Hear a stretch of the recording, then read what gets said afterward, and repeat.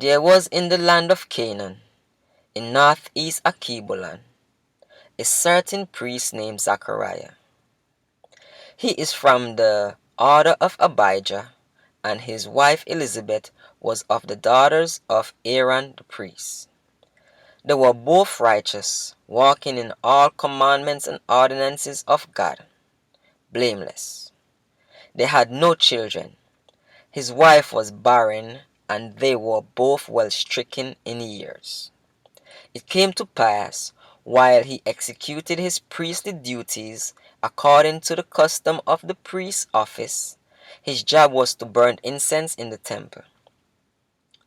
Multitudes of people were praying outside at the time, and there appeared unto him an angel of God standing on the right side of the altar. When Zachariah saw him, he was troubled, and fear fell upon him. Fear not, Zachariah, said the angel, for thy prayer is heard. Thy wife Elizabeth shall bear thee a son, and thou shalt call him John. He will bring you joy and gladness. Many people will rejoice at his birth. He shall be great in the works of goodness. He shall drink neither wine nor strong drink, but he shall be filled with the word of right and virtue, even from his mother's womb. He will be a man with the spirit and power of Elijah, the prophet, to turn the hearts of fathers and mothers to their children, and children to their parents, and the disobedience to the wisdom of the just. Because of him, many of the children of the earth will turn to God. Zacharias said to the angel, How shall I know this? I am an old man, and my wife is well stricken in years. The angel answered and said, I am one of the angels that stand in the presence of God. I was sent to speak unto thee these glad tidings. The people waited for Zachariah and marveled that he tarried so long at the temple. When he came out, he did not speak a word unto them. They perceived that he had seen a vision in the temple, for he beckoned unto them, but remained silent. As soon as the days of his ministration were accomplished, he departed to his own house. So his wife Elizabeth conceived and hid herself for 5 months. How great is my God, she exclaimed.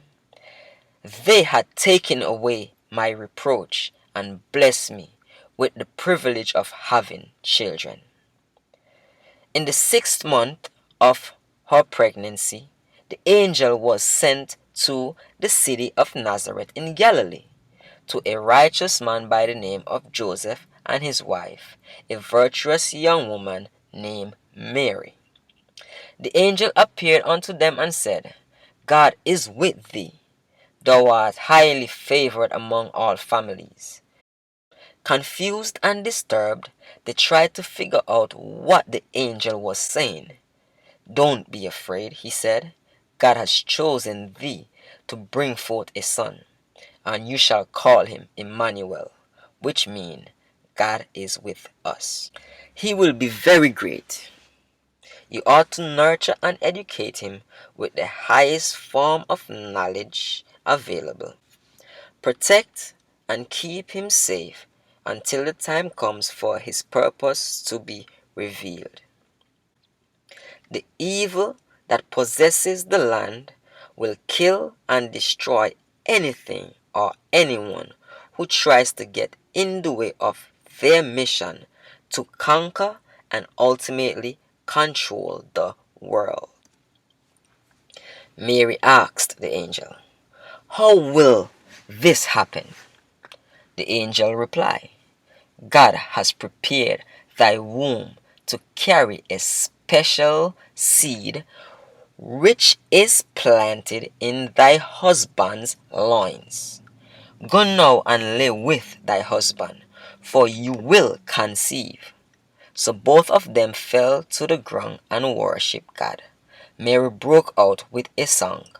Them that are mighty did a great thing in our lives. My soul magnifies thee, O God of truth. My spirit rejoices in you, my God. Perfect and holy is thy love and kindness. At that time, the Romans had already conquered the region, extending the Roman Empire and imposing taxes, regulations, and inhumane sanctions that devastated Emmanuel's people. The Roman emperor at the time was Augustus Caesar. He made a decree that a census should be taken to ensure everyone pays their taxes throughout his empire. This required that everyone return to their hometown.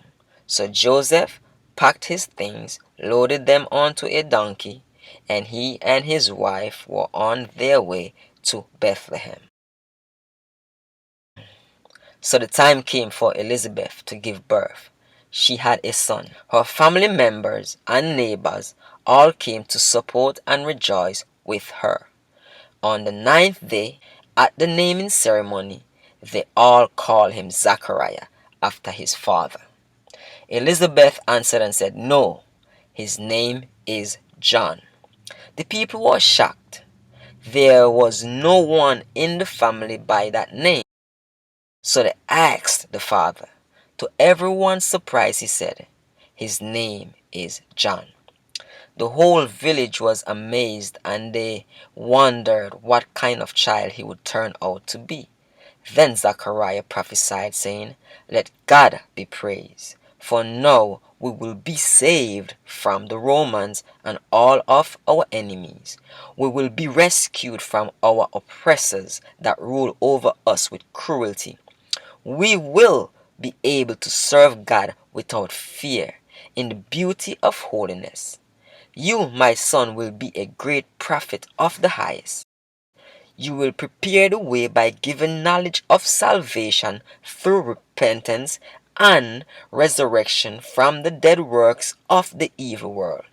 You will show our people to a path of peace."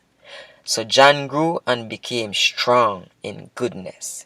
He moved to the wilderness to consecrate himself in preparation for his task.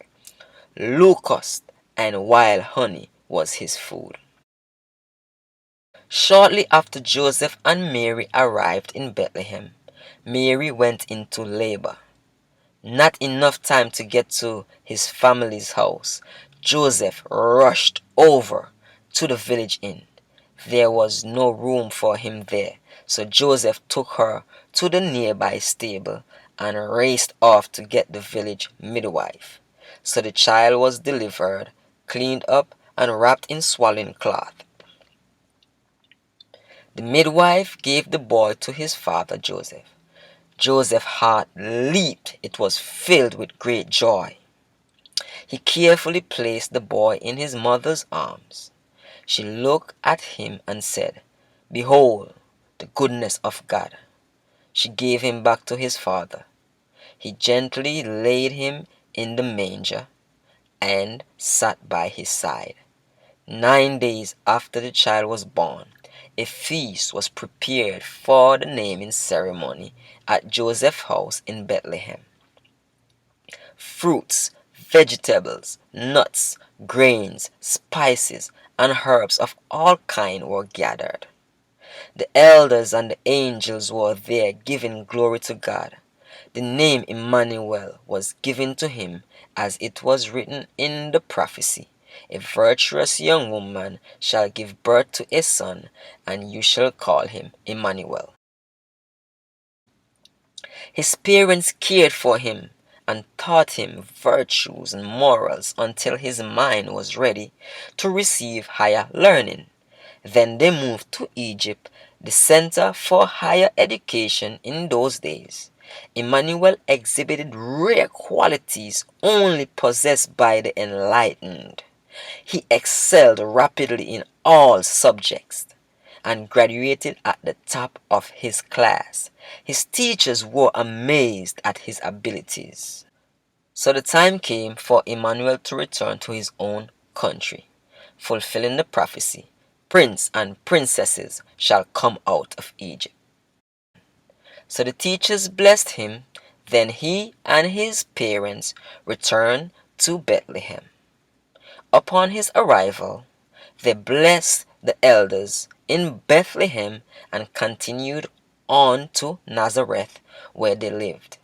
While Emmanuel was away being taught, John began his ministry in the wilderness.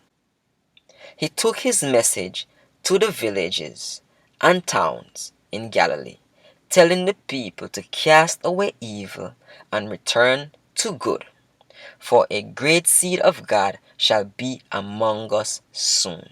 Those with minds that were not captivated by the power of evil received his message.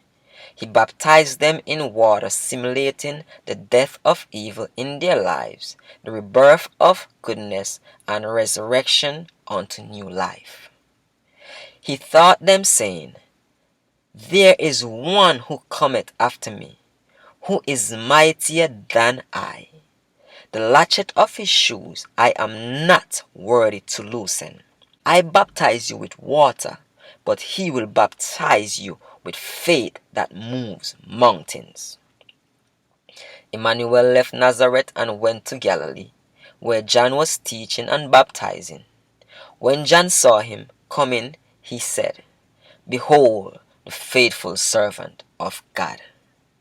So Emmanuel went down to the river to be baptized by John, confirming himself to the mission for which he was sent. He left the water and went straight to the wilderness for 21 days and 21 nights, fasting and praying. During this fast, the evil one, the devil, visited him. Satan tried to distract Emmanuel from his calling. The demon presented many tests and challenges for Emmanuel, but in all instances he was triumphant. Then he rose with the power of unwavering faith and began his journey. The first thing he did was search out worthy men and women to aid the mission. The plan was to free his people's minds from the control of the evil power that stole their treasures, enslaved them, and destroyed the peace and love their country once knew. Walking down by the sea, he saw two brothers, Simon and Andrew. They were fishing, and he said unto them, Come with me, and I will make you fishers of men. They were marveled by his words and instantly began to follow him. So he kept moving through and making his selection as he went along. These are the names of the others: James and John, the sons of Zebedee, Thomas, Nathanael, Peter, Matthew, Jude, Philip, Judas, and Joanna and Susanna. To prepare them for the work, he told them a parable. He said, There was a farmer sowing seeds in the field. As he scattered the seeds over the soil, some fell by the wayside, and the birds came and ate them up. Some fell in stony places and sprang up quickly and died quickly from the scorching sun, because there was not much dirt for the roots to take hold of. Some fell among thorns and was overwhelmed and choked by them. But some fell on good grounds and brought forth an abundance of fruits. Then he turned to the disciples and said, Does anyone understand this mystery? Not really, said Peter. Well, pay close attention while I explain the fullness. We are the farmer, the seeds are the word of right, and the ground is the heart of man. As you go out into different communities, spreading the word of right, encouraging the people to be strong, to cast away fear, and to be ready to lay down their lives for the housing of the enemy who occupies our land and influences our people falsely. Some will not understand. Your words will enter into one ear and fly out the other. Those are the seeds that fell by the wayside. Some will be excited and full of zeal, but with little resistance from our enemies, their fire goes out. These are the seeds which fell in stony places. Some will hear and understand, but because of their love for vanity, the reasoning is choked. These are the ones that fell among thorns. But my well-beloved brothers and sisters, there are some that will hear and turn away from the wicked ways of our enemies that were instilled in them by brute force and deception. They will cause many others to do the same. These are the seeds that fell upon good grounds. Now let's go fishing. Liberation is our bait, love is our hook, compassion is our line, righteousness is our rod, and faith is our strength. John the Baptizer was thrown in prison and eventually beheaded the same way they did many other prophets before him. So Emmanuel began his journey and his disciples followed faithfully. The first stop they made was Jerusalem. The whole city was moved when they saw him. They asked, "Who is this man?" The disciples answered and said, "This is Emmanuel, the prophet from Nazareth, Galilee." He entered into the temple, and to his surprise, he saw money changers, buyers and sellers trafficking turtle doves, and all manner of things, including words of inspiration that were conveyed to the people by the saints and prophets of old. So he freed the doves, kicked over the money changers' table, and chased away the buyers and sellers. Then he looked at all the people and said, "Have you not heard? The house of God shall be called a house of prayer, a house of peace and love, where we care for and share with one another. But you have made it a den of thieves." They immediately saw him as a threat to the system. So they took counsel together with the government and orchestrated a plot to falsely accuse and trap him. They sent some Pharisees who defected to the Roman rule of law to get the job done. They came to Emmanuel saying, "Teacher, we know you are an upright man, perfect in justice without partiality. Tell us then, should we pay taxes to the Roman government or not?" He perceived what they were trying to do. He said to them, "You hypocrites, you bunch of sellouts, give me a coin." He asked them, "Whose face and title is this?" They said, "Caesar." "Whose land is this?" They said, "Ours." "This land belongs to us. Any tribute that is to be paid should be paid to the natives of the land. Nothing here is owed to Caesar. Tell him to take his governors and his mercenaries and flee to his own country." They asked him another question. "Which commandment is the greatest?" So he answered them once again, "Who commanded you? Where did you get your commandments from? We were born free from sin and iniquity, perfect and righteous. We are the sons and daughters of the Supreme Being, the source of life. What kind of God tempts the offspring, then say, resist temptation? God does not lead us into temptation. God rescues us from temptation and trouble. Go and ask your lawmakers which commandment is greater. In my world, it's pure love. We can do nothing else but love because we were born from love. Love can do no wrong, neither does it pervert justice, making all commandments ineffective. O Rome, you wicked city that kills our prophets and stoned the messengers of righteousness to death. You deceive our people, cut us off from our lineage, language, and our way of life. You made Akibulan and her children corrupt and desolate. You introduced war to Jerusalem, the city of peace. It won't be long now before you try to kill me also.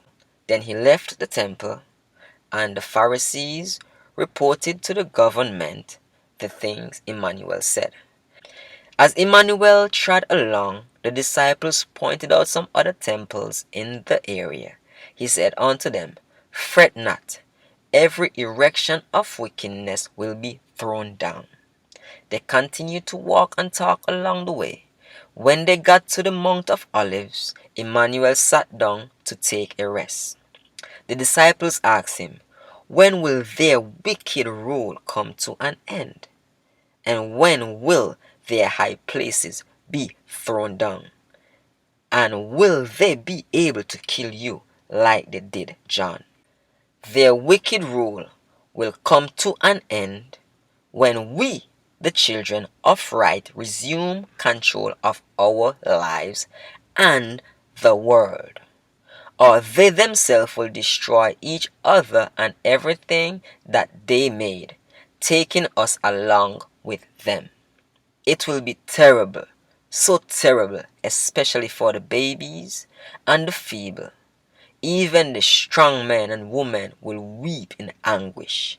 No weapons we can form will be able to match theirs. Crimes and violence is in their nature. Only our love and sacrifice for each other will help us to withstand their aggression and assault. My people, false prophets and false teachers will come and say many things. There will be no end to their opinions. But the fact is, we were perfect in every way until the day evil entered into our world. As it is written, Woe be unto the inhabitants of the earth and the sea, for the devil has come down unto them. My people, the evil one is among us, the father of lies and deception. His only intent is to kill, to steal, and destroy. He and his demons will stop at nothing. They will do and say anything until every fragment of every substance in our world is fully under their control. They kill fathers and beat mothers and children into subjection. They created firearms, atom bombs, and all types of drugs in our world. They turned daughters into prostitutes and sons into homosexuals. They brought pestilence into our world and caused many creatures to mutate into savage beasts. Their interests in our world are conflicting to our purpose, therefore causing a great reaction of every type of deadly storms. Their weapons are strong. They are specialists of destruction, but our weapons are stronger and mightier. Our weapons are our children who are not conformed to their ways of life. Since we are a people of peace and full of compassion, we cannot fight them on their terms. There is only one way to stop them. Guard and educate these children. Arm them with the truth and the knowledge of their indwelling divine powers, even as I am.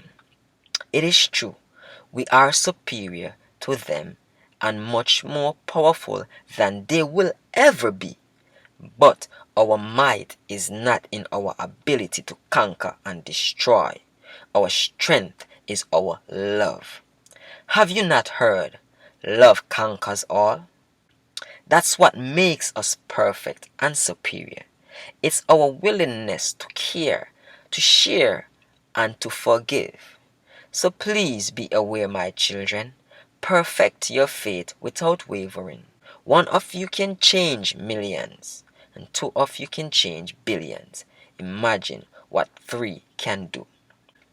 Yes, they will do whatever they can to kill me and anyone who is a threat to their wicked rule and customs. But remember, you must never fear death. The flesh is only a temporary part of our being.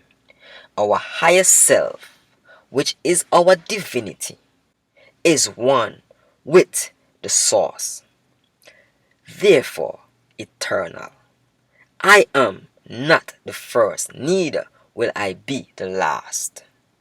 Many powerful people were before me, and there will be many after me. What is hidden from the wise and the prudent is revealed to babes and suckling. Greater works than I, you will do. So it was time to get moving again, and Emmanuel and his disciples went about freeing people everywhere. They healed the people that were sick from drugs and diseases. They freed the people from the manipulation that got them to eat and drink things they normally would not. They awoke those that were asleep and gave sight to the blind. They spoke to them with great power, the truth they were never given the choice to see or the choice to choose what they wanted to believe in. The philosophy that was fed to them even before they were born was being cast out, and the wicked false rulers could not stand it. They accused Emmanuel of doing things by the power of demons. This was just the start of the case that were being built against him. So Emmanuel addressed his accusers and the people. He asked them, why should Satan cast out Satan? A nation that fights against itself will collapse. A house that is divided among itself will not stand. While he was teaching, his mother and brothers came to visit him. They could not penetrate the large crowd that gathered there, so he was informed of the visitation. He welcomed them, then said to the multitude, you are also my mother, brothers, and sisters. Everyone that is born of good are my relatives. There's a spiritual bond that binds us all together. Now let us lay aside the things that keeps us divided. Lay down the cross, this instrument of death that was placed upon our shoulders. Carry it no more. Give it back to the ones who created it. The stress and burdens that makes life difficult, we do not need. They can have it all. There is no need to try and gain the world. It is already yours. It was made for you. Protect your minds from wrong influences and save your own souls. One day, some parents brought their children to be blessed by Emmanuel. The disciples did not think it was a good time for them to see Emmanuel. When they were about to send them away, Emmanuel stopped them. He said, let the children come unto me. They are the future of our world. Their hearts are pure and fearless. They are the examples of what we should be like. So one by one he received the children and blessed them in a special way.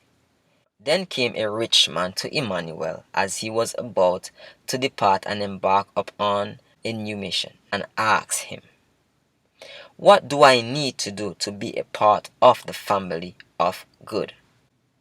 Emmanuel said, many things, but you can start by helping the poor and the sick of the land. Emmanuel returned to Nazareth, his hometown in Galilee. He went to the tabernacle on the Sabbath, which was his custom. He asked, "Can I read the scripture?" They gave him the book, and he read from the prophet Isaiah. He began reading and said, "The Spirit of good is upon me. The Most High had anointed me to bring good news to the afflicted. I was sent to set the captives free, mend the brokenhearted, heal them that are bruised, and to give insight to the ignorant." Everywhere he went, great crowds followed. He encouraged and inspired people that were considered poor and wretched. His presence brought them joy and gave them faith instead of fear. He told them, "The earth is yours. You were born rich. Who made you poor? All the food is yours. How comes there is famine and hunger among you? Every good thing is yours. Why are you weeping and mourning?" Yes, the evil one created all these alien situations for you. Then they mock and jeer as though something is wrong with you. When you take your stand to defend your God-given rights, they beat you down. And if you continue to stand up for your rights, they make an example of you by death in the most brutal way they can imagine. They know that you are superior, but the problem is you don't know that. Somehow, they manage to convince you otherwise. They know that you are stronger than they are, so they think up schemes to keep you divided. You know the answer. The answer is unity. That is the answer. Don't stand up one by one. If all of us stand up together, they will tremble and quake in our presence. So Emmanuel took off again, this time to Capernaum. Upon his arrival, a Roman centurion requested his service. One of his highly valued slaves was always trying to run away. Knowing the power of Emmanuel to motivate people with sound reasoning, he sent some of the Hebrews who worked for the Roman government to ask Emmanuel if he would please come and speak to the slave. They begged him, saying, "If there is anyone who deserves our help, it's this Roman. He loves us. He even built us a temple." Emmanuel decided to pay the Roman a visit. On his way there, the Roman sent some of his well-respected subjects to meet with Emmanuel before he got to the house. They said to Emmanuel, "Our master said to give you this message. I am a man under Caesar's authority. All I have to do is say go or come to my men and my slaves, and they follow my orders. I know you are a man under the authority of God. Just speak the words from where you are, and by the power of your God, I know my slave will hear and listen. I know this because he is one of your people." Emmanuel was amazed. He turned to the crowd that followed him and said, "If our people had 1 ounce of this man's faith, our country would be free today. Go and tell your master he is a good man. Free all the slaves and join us, for he knows the truth." So Emmanuel and his disciples continued on to another city. The respected subjects told the centurion what Emmanuel said. Right away, he made a decree that all slaves under his command were free. When Caesar heard of this, he ordered the centurion immediate execution. The next morning, they nailed him on a cross in front of his gate in the burning sun. They placed this note above his head, "Slave lover." Caesar also ordered the death of Emmanuel, as he was becoming a serious threat to the Roman Empire. A reward of 30 pieces of silver was posted. for any information leading to the capture of Emmanuel. Word got to Emmanuel. It was no surprise to him, as it is written in the book of Isaiah, saying, "Who has believed our report? Who will endure unto death with dignity for the glory of liberty? My servant grew up in your presence as a tender green shoot. He sprouted from a root in dry and sterile ground.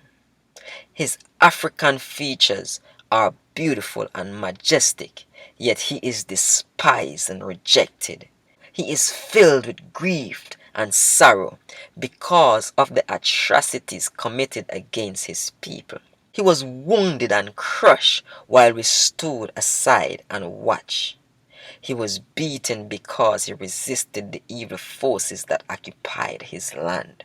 Like sheep, the people strayed away from the path of righteousness, traveling on a road without knowledge of where it leads to. The oppressors dealt with him heartlessly, giving no thought to their crimes, yet he uttered not a word. They took him from prison and trial and led him to his death. He had done no wrong. He never deceived anyone, yet he was murdered and buried like a criminal. Let it be known throughout the whole earth that his life is but a sacrifice for the awakening of his people. And when it is all said and done, he will have a multitude of children. His name and his works will be a witness and a testimony to all generations. Because of what he had experienced, my righteous servant will cause many to see the evil for what it really is. He has the honor of one who is mighty and great. He did not surrender in the face of danger. Even as he was dying, he ignored the pain and interceded for his people. I will be betrayed and crucified. These are my last moments with you. So he sat to eat with the disciples that stood with him from the very beginning. As they broke bread, he said, "The truth is, one of you that is seated here has betrayed me already." Greatly distressed, one by one, they asked, "Is it me? Is it me?" The one who did it knows, but how terrible it will be for you. It would have been better if you were never born. After they got done eating, they sang praises to God. Then he blessed them and said, "Tomorrow, most of my followers will desert me. Give thanks for you faithful ones. I wish everyone was as strong as you are. Thank you for your support and services. I will not hold anything against anyone that falters. It is not easy for anyone to lay down their lives even when it is for a greater good. But I will tell you this, there is no greater good than when a man laid down his life for the love and liberty of his people." Then he took Peter and James and went to the garden of Gethsemane to pray. The other disciples waited for him to return, except Judas. He went to inform of Emmanuel's whereabouts and collected his bounty. Emmanuel left the two to keep watch and went in further to pray. He lay face down in the garden. His soul was crushed with grief.